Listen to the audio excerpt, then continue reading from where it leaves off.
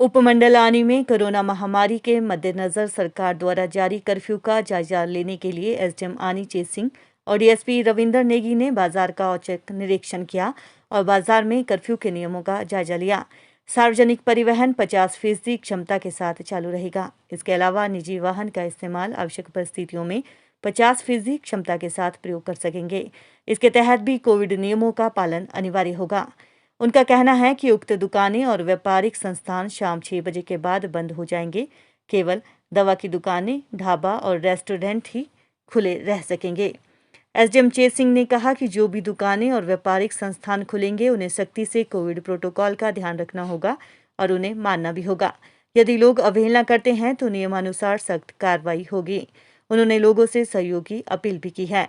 उन्होंने कहा कि आनी स्वास्थ्य खंड में कोरोना के कुल 40 मामले हैं, जिनमें 37 होम आइसोलेशन में हैं और 3 केस अस्पताल के लिए रेफर किए गए हैं, जबकि स्वास्थ्य खंड निर्मल में कोरोना के कुल 67 एक्टिव मामले हैं, जो सभी होम आइसोलेशन में हैं। वहीं आनी उपमंडल में 45 साल से अधिक आयु के लोगों को कोरोना वैक्सीन का अभियान जोरों पर है, जो अब तक करीब 35,000 हो गए हैं। एसडीएम ने कहा कि कोरोना की दूसरी लहर बेहद खतरनाक है, इसलिए लोग अपनी सुरक्षा के प्रति सजग रहें और इसके बचाव के लिए सरकार के दिशा निर्देशों का सख्ती से पालन करें। एप्पल न्यूज के लिए आनी से छविंदर शर्मा की report. Kinnar Kailash jewellers, main Bazaar, Rampur Bushahr, district Shimla. 100% hallmark jewellery showroom. Corona curfew का आज पहला दिन था और पुलिस टीम के साथ मैंने खुद भी आनी बाज़ार का दौरा किया और ये पाया कि सभी दुकानदार और सभी लोगों ने जो कोविड प्रोटोकॉल का है उसका पूरा ध्यान रखा हुआ है। कौन कौन सी दुकानें आज खुलनी थी, कौन सी बंद रहनी चाहिए थी, वो बिल्कुल सही पाया गया।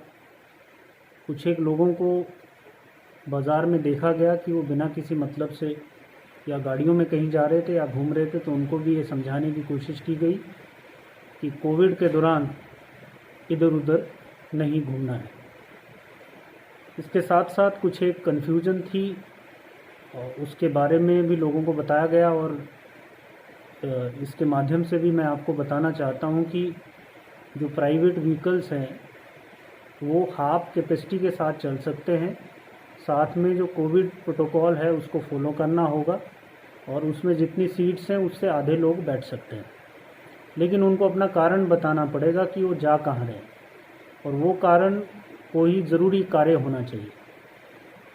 यदि कोई कार्य नहीं बता पाता तो उसका फिर चालान हो सकता है और उसके ऊपर कार्रवाई हो सकती है।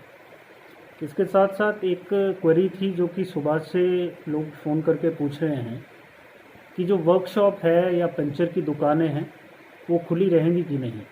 तो अभी तक तो ऐसा है कि जो कल की गाइडलाइंस हैं कर्फ्यू की जो कि गवर्नमेंट की तरफ से आई हैं उसमें इसके बारे में जिक्र नहीं किया गया है, तो अभी तो ये बंद रहेंगी।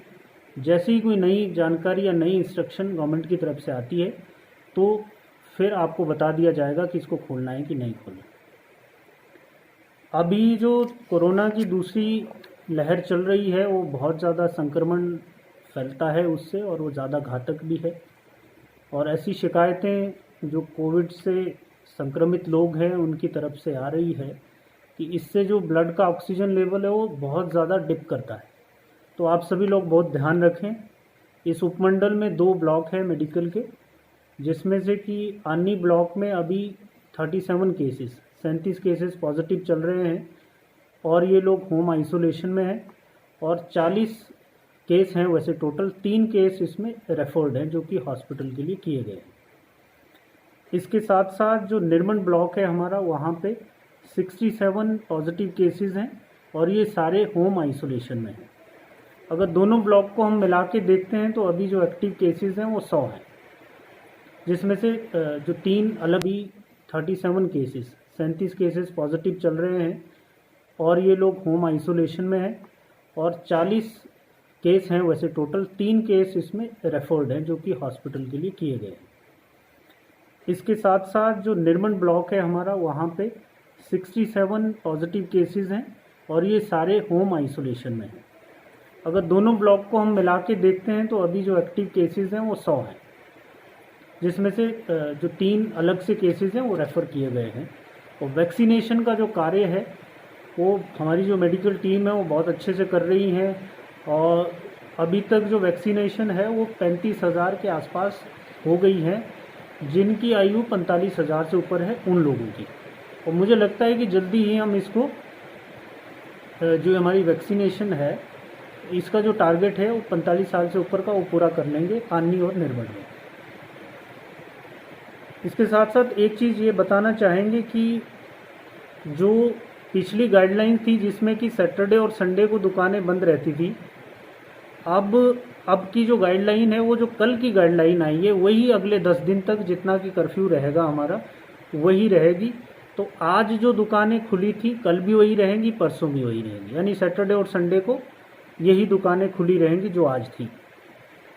और इससे हमारा जो एक कंटेनमेंट जोन बना हुआ है वहाँ केसेस थोड़े ज़्यादा आ गए थे यहाँ अन्य ब्लॉक में, और अभी उसके 3-4 दिन ही हुए हैं। अभी हम उसके जो अंदर लोग हैं उनका मूवमेंट रोका हुआ है और उनकी प्राइमरी कॉन्टैक्ट की जो लिस्ट है वो बना रहे हैं और उनको टेस्ट कर रहे हैं।